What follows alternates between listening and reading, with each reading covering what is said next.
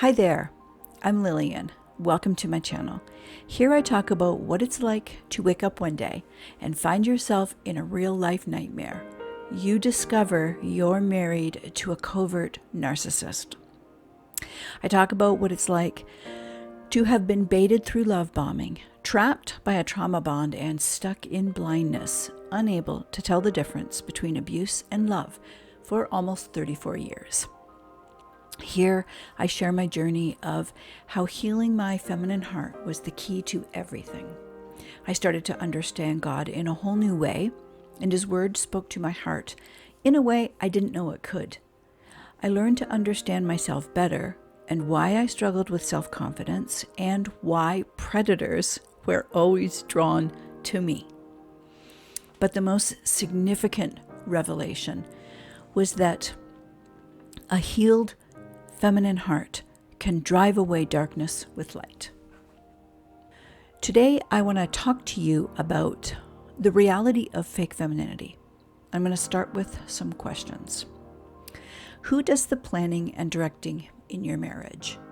Who takes the initiative? Who wants to go on dates? Who talks about dates? Who plans and organizes anniversary celebrations? How about birthdays? Is it you or him? If it's you, then you're probably also strategizing other outcomes in the marriage. And you're probably focusing on the changes your husband should make because you feel like he's checked out of the relationship more than he's checked into it.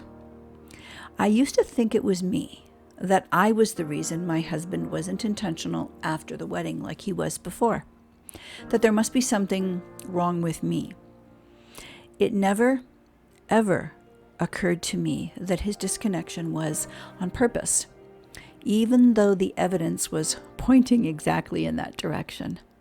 The more passionate I became about having a thriving, healthy relationship, it seemed like the resistance increased, along with more trials and struggles and more fights emerged. It makes no sense, right? How can a woman try so hard to be a better wife, seek out information and resources and people, and still fail at it so badly? I know why now, because I was focusing in the wrong area of marriage. I was focusing on the role of a wife. But it wasn't just that. When it came to the two people in the marriage, I also gave all my attention to the man instead of me. This is not a problem. It is the problem. The role of a housekeeping wife or a homemaking wife does not change. They're the same in every marriage.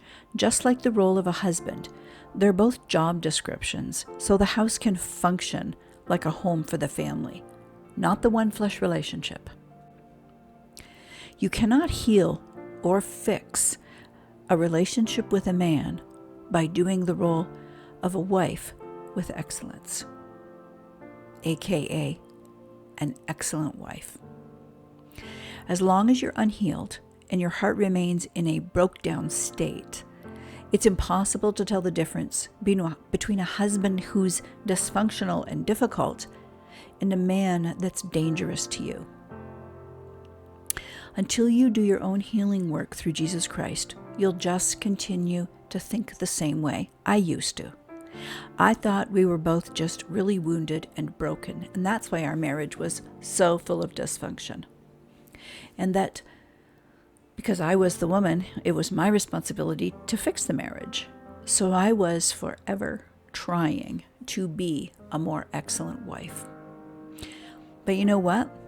It never got better. I remained in that broken, defenseless state because I was trying to do wifery better instead of focusing on myself.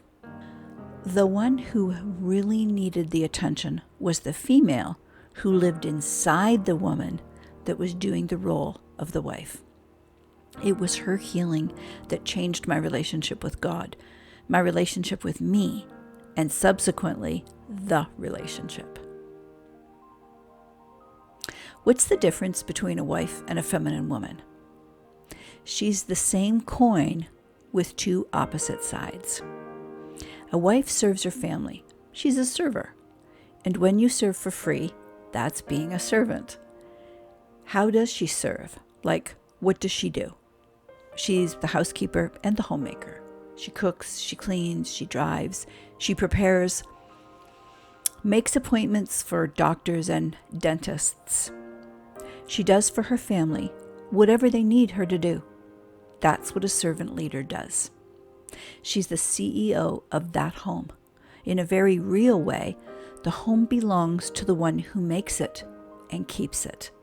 And that's the homemaking wife. The takeaway here is that serving others is not self-care. In order to serve in a healthy capacity, a woman needs to first take care of that other side of the coin. If you'd like a single word to remind yourself of what real femininity is, that word is self-care. That is what it means to embody femininity, self-care. A feminine woman is responsible for filling her own tank first. She has the enormous responsibility to understand, nurture, accept, and be accountable for all the emotions and feelings that God created inside her body. Her estrogen levels are 90%. That means you, sister, 90% of your body is chocked full of feelings. And your doing hormone, testosterone, is only 10%. That's why a woman always acts in accordance to the emotion that she feels. Remember, she's the opposite to a man. A man does good, then feels good after accomplishing.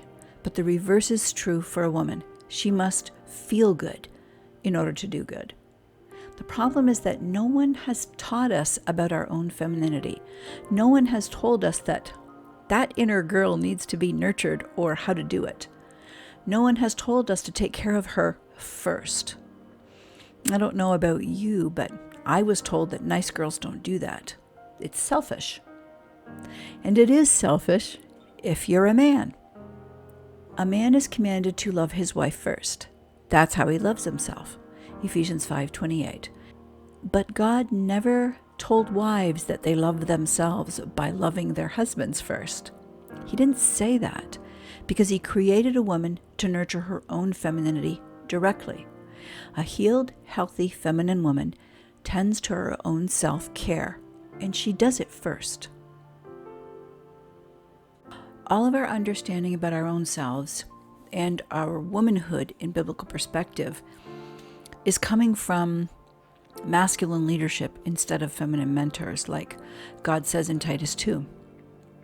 So we get taught to understand ourselves the way a man naturally understands himself.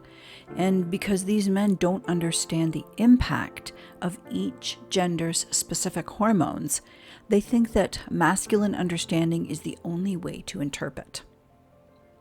Husbands have been choosing to neglect all the femininity that's inside the woman by focusing on her role as a wife. They're sinning against their wives instead of studying the science of femininity to know the inner woman. 1 Peter 3:7.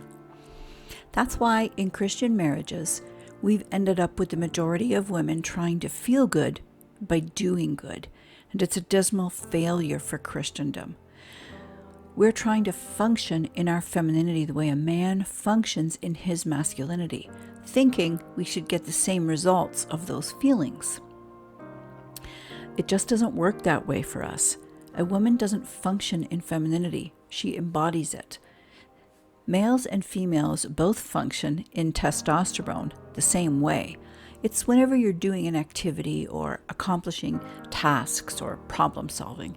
Testosterone is for things like that, things that involve serving and obligation and duty.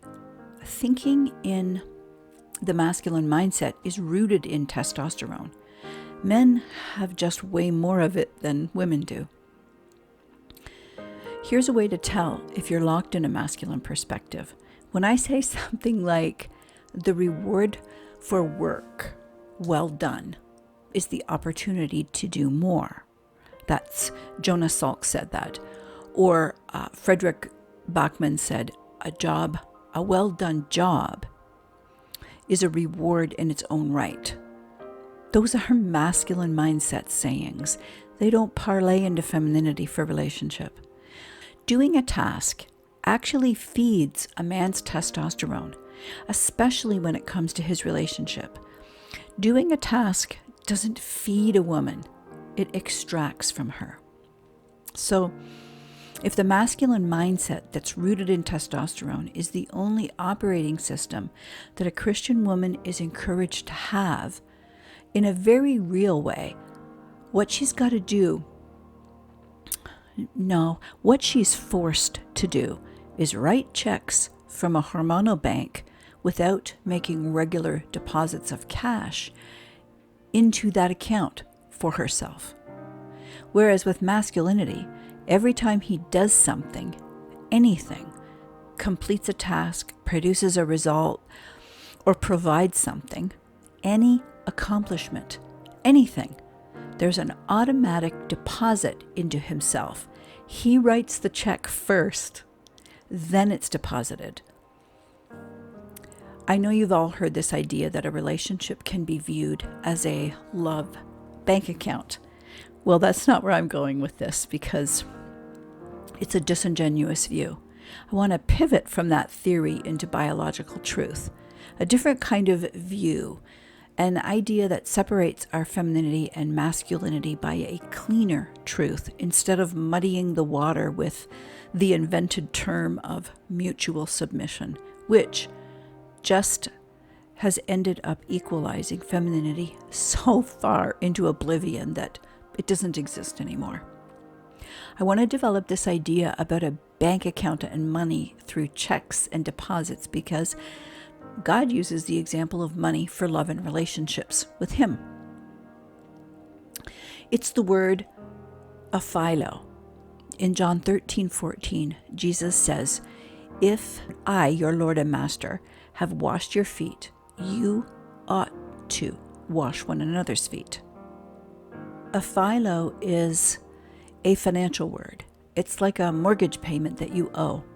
And with every payment you make, it accrues to your equity. God bought you the house when He redeemed you.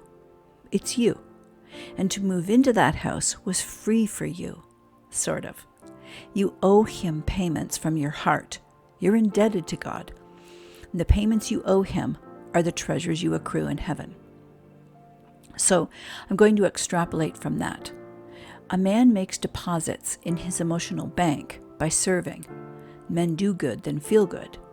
The good feeling he experiences is the deposit he receives. The treasure he's accruing is the relationship. For a man, it's straightforward and linear. He does good because he's 90% testosterone, and then the feeling follows from the 10% estrogen. But for us, it's not just different, it's opposite. Because God created us with the opposite hormonal ratio, 90% estrogen and 10% testosterone. Women feel the good feelings, then those good feelings, produce the good we do. A woman builds her own bank account by self-care deposits. Then she does good by serving her family. It's imperative for you to understand this. It's Feminine Healing 101. A man doesn't owe you deposits. You owe yourself those deposits. Then you've got a lot of cash built up to withdraw from. Those checks that you write against the cash reserves are what you use to serve others. One coin, two sides. A woman deposits on the feminine side and withdraws on the serving side. But this is important. The checks you write are for serving the family. That's it. It's got nothing to do with the one flesh relationship. God made you the keeper of the home. Your responsibility is to make the house into a home. You do not write checks for the one flesh relationship. That has been assigned to the masculine. A man has to make his own deposits into you. You cannot let him extract from your deposits. They're for your family. in keeping with the financial metaphor. Now, if a man wants to put his wife's own self-care on steroids, he must deposit more into her than she deposits into herself. If he does, she'll multiply, increase, and expand whatever he deposits inside her heart. It depends on him, because the one flesh relationship is his responsibility. It's the health and maturity of a man's masculinity that determines his own rate for the accrual of the relationship. When Paul says, husbands, love your wives as your own body, this is what he means. In a female's biology, she will not desire a man's company or any other part of the man himself if her estrogen is not increasing the whole time she's in his presence. She must feel the accrual happening first. God intentionally used a financial term to help us understand love and relationships, versus the military word hupatasso, which he uses to help us understand the hierarchical structure and functional roles in marriage. For most of my marriage, I had been living a lie, trying to feel feminine through the role of a wife as I functioned like a man. That's fake femininity. Another name for this is called biblical womanhood. These women are striving like boss babes. They're grinding it out all day. If you've got 4 or 5 kids under the age of 6 or 7 and you're home with them all day, you are grinding. You're just not doing it in a boardroom. We're told that because we wear dresses, no makeup, and have long hair and don't fuss over pretty things and stay home, that is femininity. I let Dean write check after check against my non-existent femininity. Because there was no reserves in my cash account, those checks got cashed against my soul. In that broken, defenseless state with no deposits into my femininity, I was always trying to do better, be better. What I ended up doing is being more and more masculine. When your femininity is unhealed, functional masculinity is the only state you can embody, because you've been led to believe that that's all there is. Eventually you break. I guess a better way to understand it is that you can't go on anymore because you're broke. Your feminine bank account is completely overdrawn, and you're so far down in the hole that you can't even look up to see a glimmer of hope. I had been living out of only one side of that coin. I did not know, like I'm suspecting you don't know, that there even is another side to the coin. You cannot know what you don't know until you know it. And that's when God moves in, right? When you are in your lowest point and your most broken space, when you are completely stymied, nothing left in that cash account, but you're still expected to perform by writing checks on money you know isn't there. Only then can you really pay attention to what God wants you to learn. I want you to take a breath before I say this next paragraph. You ready? What he wanted me to see was my part in the toxic marriage, but not in the way you might think. I never felt condemned or blamed or stupid for not knowing. It was about responsibility. And the thing of it is that if no one taught you about your feminine heart, you have no way of knowing. And that means you can't be responsible for who God created you to truly be. If you don't see and acknowledge how the wrong living came out of your unhealed and wounded spot, you can't take responsibility for learning the right way. The more God healed my heart, the more feminine I became, the stronger and more me I was.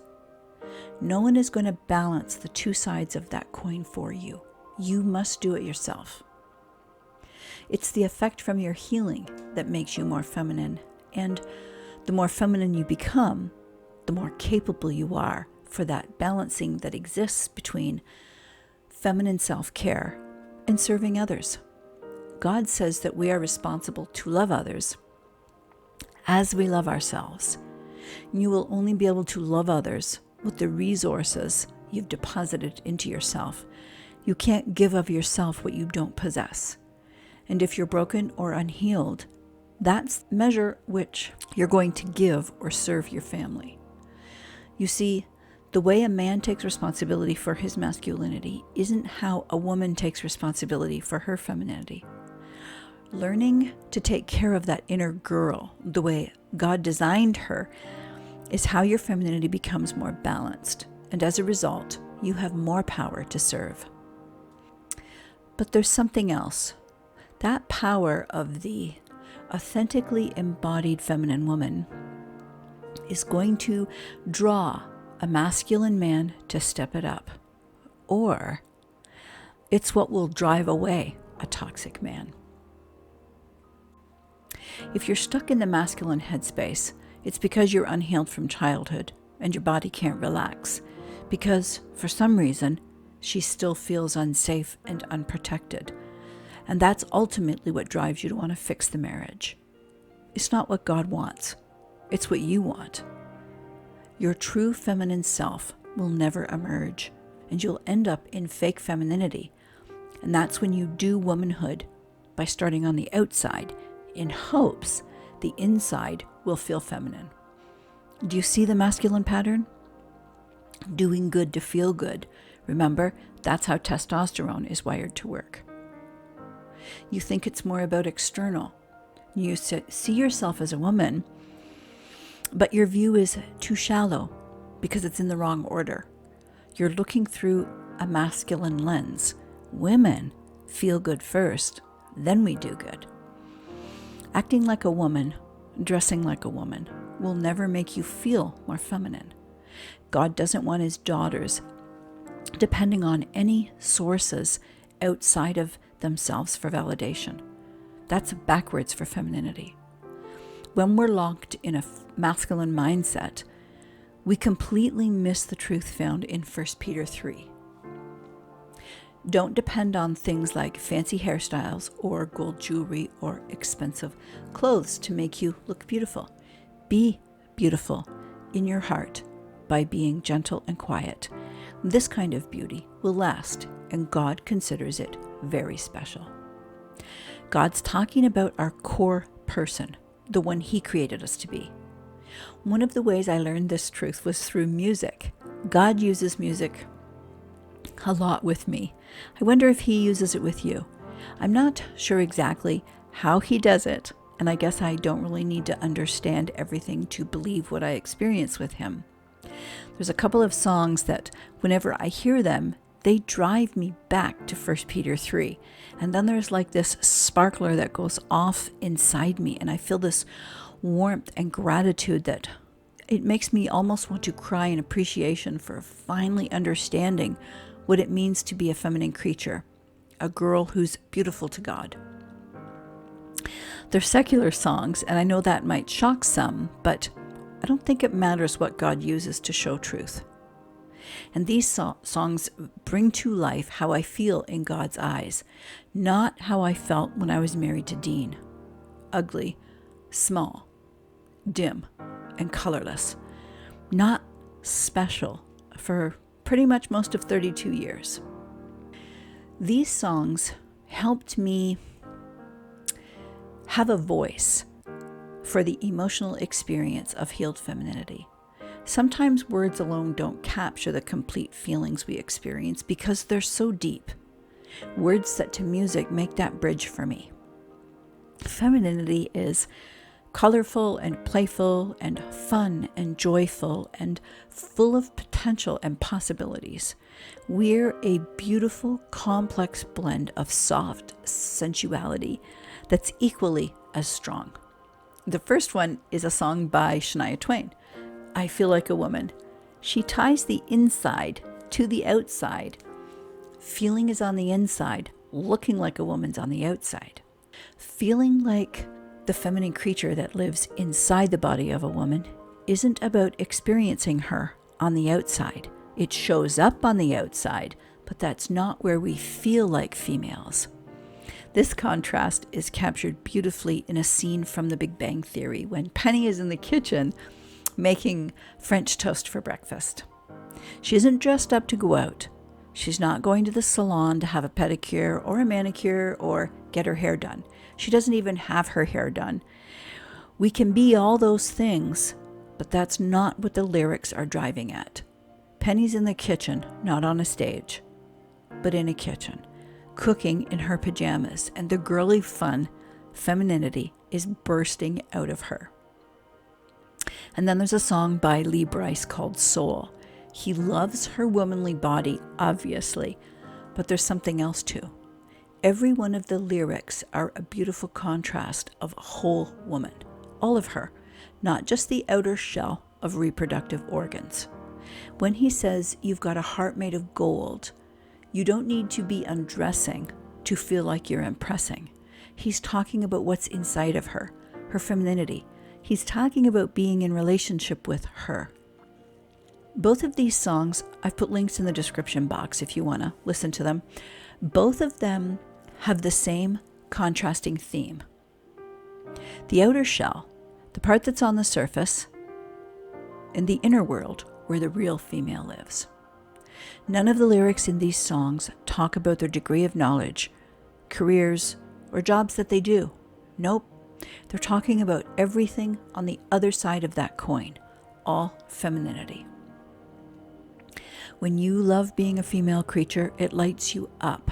Being female feels special, and you take care of her and nurture her, unapologetically accepting how God created you as a feminine creature, the thing that makes you so different from the masculine creature. When you embody her, even celebrate her, this is what pleases God. But you can't do that until you heal her. God used songs like this as part of rescuing, feeding, and guarding me, himself, because the leaders of Christendom didn't. Instead of being rescued, guided, and guarded, I was systematically taught to neglect this part of myself, and they call it service to God. They kill femininity by ignoring it, and condition women to shut down their own emotions and feelings through shame and legalism, as though the feelings and emotions are wicked and untrustworthy. That's what kept me in bondage to a wolf for so long. So God himself showed me the strength I possess within my femininity. And what emerged was a clearer understanding of what it means to celebrate being fearfully and wonderfully made as a female creature. The fact that men and women look different on the outside, like to the naked eye, that's not the whole truth. That's a limited view, and how we get the wrong perception when it comes to relationships. The outside is the physical part, our sexuality. The obvious part is on the surface, easily visible. It doesn't take any depth of work or understanding to see the difference. The part that really matters is the unseen part. What makes a man and a woman different isn't whether they have an outsee or an insee. Those physical differences between a man and a woman are the manifestations of the hidden biology. The driving force is underneath the surface, the XX and the XY. That's the reality of the creature. Everything that's hidden away from the naked eye. The soul of this creature is what matters most. Jesus Christ didn't give up his position in heaven, come to earth, conquer death for the sake of your external organs. It was to heal and redeem your soul. The hierarchy in marriage is the part that's easily seen with the naked eye. It's obvious because it's on the surface. The outside of the marriage are the roles of the wife and husband. The roles are the shallow layer. The parts that a 3-year-old can look at and tell the difference between a mommy and a daddy. I'm not sure how many different ways I can say this to make my point. The outside surface roles are what matter the least. And as long as the marriage lives only in the form through surface roles, the part of the iceberg that's exposed there will be no one flesh relationship that's alive. The largest and most important part of the marriage is the one flesh relationship between masculinity of the man and femininity of the woman. And that's the part that's being created in secret. What femininity needs from masculinity and vice versa cannot be seen with the naked eye because it's a felt experience that happens below the surface. And it works that way for both men and women. It's not reciprocal, which is part of the confusion. Women reciprocate with women one way, and men reciprocate with men in another. But when it comes to romantic friendships, we need different things from each other because we are completely opposite creatures. The reason there's so much trouble in relationships is because they're being lived out on the surface instead of being created in the unseen realm. Christendom's teaching about marriage has been so narrow and ignorant about the truth of femininity and masculinity. They've tried to force the part that's alive, the one flesh relationship, to be lived out through the static roles of the husband and wife. Why is that, do you think?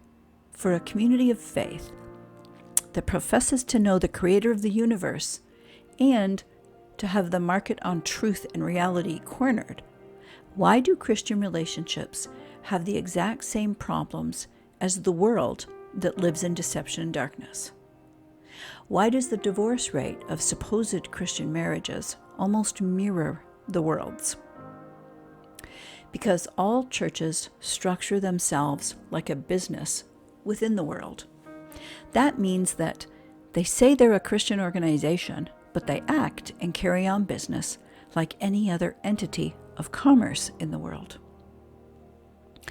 Then what happens? Because the world is masculine due to the fall, the feminine is not just ignored, but led to believe it's irrelevant. There's no space for femininity. There's only space for accomplishment and serving and making the company more profitable. How that plays out in marriage is routine, obligations, functions, and duty. That religious model works for relationally lazy, immature, or dysfunctional sheep, or men that are toxic and dangerous, regardless if they're a goat, a tare, or a wolf. Christendom has morphed churches to reflect the two largest worldly models, the world of commerce and business and public education. Within these two organizations, there's a hierarchy structure in order to function. Otherwise, there'd be chaos.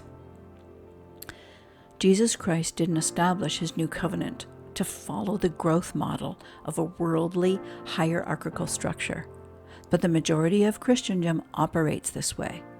They refer to themselves as a church, but in practical terms, they operate like a business of commerce, with the slow time for revenue being June to September, like the public education system. Here's the problem. Christian marriages are linked so tightly to their worldly model of church that they only see marriage through the same structure of hierarchy, and it's even referred to as the institution of marriage and the office of husband. This is the problem. A man can look like a man on the surface and sit in the role of a husband, yet not embody any of the masculinity within his testosterone. Soft men are the dangerous ones. On the outside, they appear to be masculine. Some wear a suit and tie, some have tattoos, some shave their heads, some grow beards, some offer to help lift heavy things. Whatever their idea of what they think manhood looks like, that's what they project. But on the inside, that hidden part, they live from estrogen. They're not necessarily same-sex attracted. This type of man, he just doesn't want to do the work required of masculinity to maintain a one-flesh relationship. This kind of man refuses to carry the heavy masculine load. In 1 Corinthians 6:9, God uses the word malakos. It means effeminate. soft, and delicate. He doesn't want to grow up and be a man. He wants to be a little boy living inside an adult male body. Instead of embracing his God-given identity as a man, he forces the woman in his life to take care of him like a mother, except for she's called his wife. When you only live your marriage through the roles in the hierarchical structure, this allows a man. No, it doesn't just allow a man, it encourages the man to not grow up by forcing the wife to bear the weight of the responsibility that he was created to carry. Is that what God means when he talks about a husband and wife representing Christ and the church? That it's just the things we can see on the surface, on the outside of a person's body, and how they function in their roles?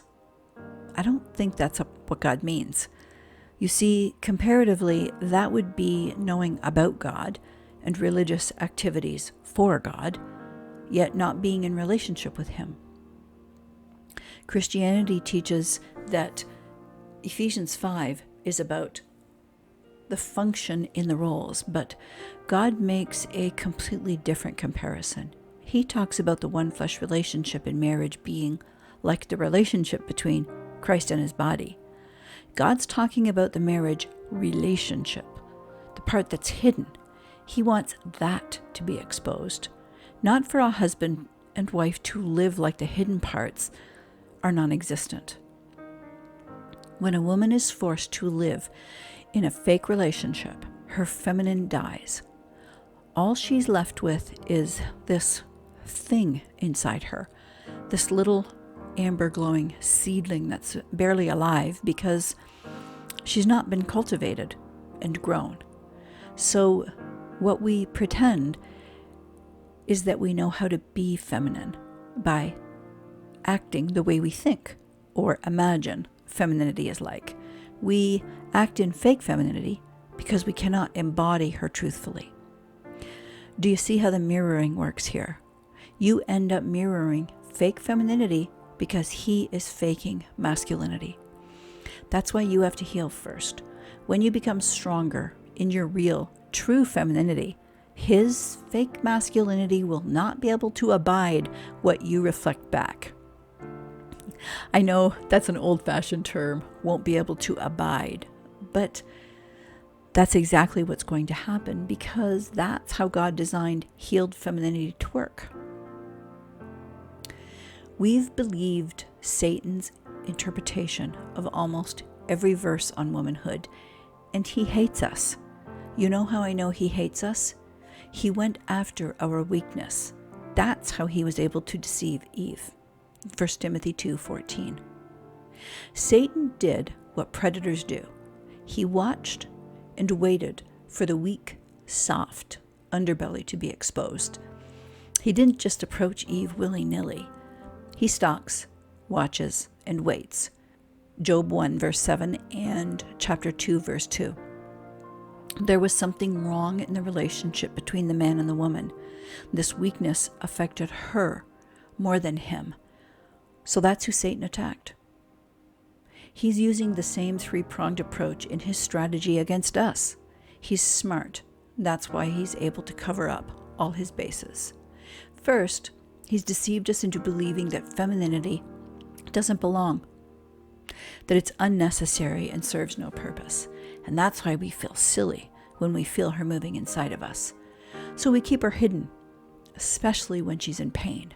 I mean, who wants to expose silliness, right? Our self-deception works perfectly for him. As long as he can keep the truth and reality of our inner girl hidden, femininity will stay broken and unhealed, and marriage will look bad and not be the reflection that God intended for it to be in Ephesians 5. And second, and worse, is that the men that are healthy but relationally dysfunctional, because they themselves are wounded, will be emasculated by an unhealed woman who lives in her masculine headspace. He can't learn from her or cleave to her because the masculine doesn't want to cleave to a man. On the surface, his wife might appear like a woman, But the experience he feels when he does try to connect to her, it's masculine because that's what she's embodying. It doesn't feel good to him.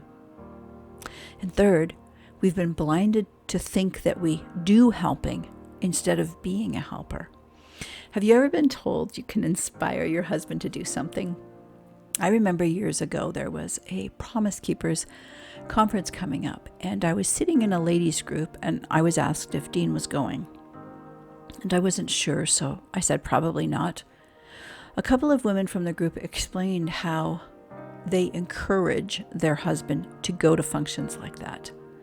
There was another time I heard the word motivate instead of the word encourage. Like, you can motivate him to be involved in small groups. I even had one wife tell me that if he was reluctant to change, that it was my responsibility to help him or coach him to be better, and that's what a helper's supposed to do. These are all examples of how fake femininity is lived out in marriage. It's mothering to a man instead of partnering with him. Women act like mothers in marriage, and then they wonder why their man's not cleaving to them. Fake femininity is when you take all that relational attraction between your husband and yourself, that natural, God-given, sexy polarity of attraction, and you retool it to work the way you think it should.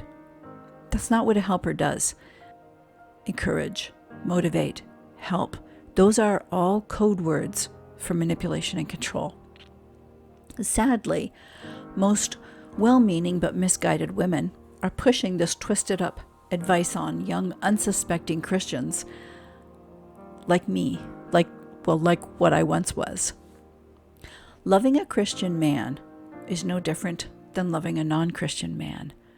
You love your man by being the feminine partner in the relationship. God makes a clear explanation of this in Titus 2. He's telling us, do not love your husband like you love your children. The older women of Christendom are not teaching younger wives how to appropriately love their husbands. I can't find anywhere in Scripture where God tells wives to encourage, coach, counsel, instruct, or teach a man anything. That's not how you love a man. It's how you emasculate him. In fact, in 1 Timothy 2, God tells men the very opposite of that. Don't let a woman teach you anything. Men, well, healthy men, aren't wired to let their wives make decisions for them. Masculine embodied men aren't wired to receive instruction, coaching, teaching, or anything from their wives. It doesn't matter if the wife is right about what she says or not. This is how it went so horribly wrong in the very beginning. In Genesis 3:17, God told Adam, "It was because you listened to your wife and ate from the tree which I told you not to." Eve taught Adam. She didn't take away Adam's responsibility for headship. He gave it away. The spot for leadership and authority was empty, and the fact that Eve had to move into it proves she was trying to people please him. God warns us about this happening in marriage. He says a wife is going to be concerned about how to please her husband instead of focusing on God. Femininity cannot usurp power. Masculine power must be abdicated first. Femininity is the water that's held within the masculine cup. When there's no cup, femininity reshapes herself to be the masculine so that she can accomplish the job. When there's a void of masculine energy, or a masculine vibe, or polarity, whatever word you want to use that makes you feel comfortable, when that thing is missing the relationship, a woman must move from her feminine into masculine embodiment. Adam didn't do the work within himself for Eve to be able to stay present in her femininity. So now we do the same thing Eve did. When we see a vacuum of masculine responsibility, when there's something that needs doing, we shape-shift to pretend that we've got that 90% testosterone that's natural for a man, and we step in and do it. This is important to understand. Eve did not step forward first and force Adam to step back. She stepped in because there was an empty space, and something needed doing. Eve was created soft. That's what Adam called her when he first saw her. He said, Aishia. It means soft. And that was the first thing he noticed about her. But instead of protecting that soft, malleable nature, that's feminine embodiment, he took advantage of it. So she was forced to shift into the cup of masculinity. Satan saw that she was going to be easily deceived because she was not in her best thinking capacity. This is Biology 101. Boys and girls are different. Men think linear, and women are absorbed in diffuse awareness. We're hyper aware.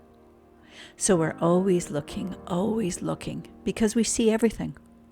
She saw the gap that Adam left when he leaned back in the relationship, metaphorically, instead of stepping in so he could serve through protection and guarding and guidance. It was Adam that abandoned all his responsibility in the first place. And when he did that, he also abandoned Eve. God's not letting men get away with shirking the responsibility that he gave them. And he will use the power of healed femininity to do that. You just have to allow God to recover and restore you. There's a better way. Your femininity will make the marriage better, or your strength will blow it up. I'm going to talk about that in part 2. Closing thoughts. First, shh. Don't say a word about this to him. Discovering that your husband's dangerous is a scary place to end up. It's never where you thought you'd be, and it feels like an unreality.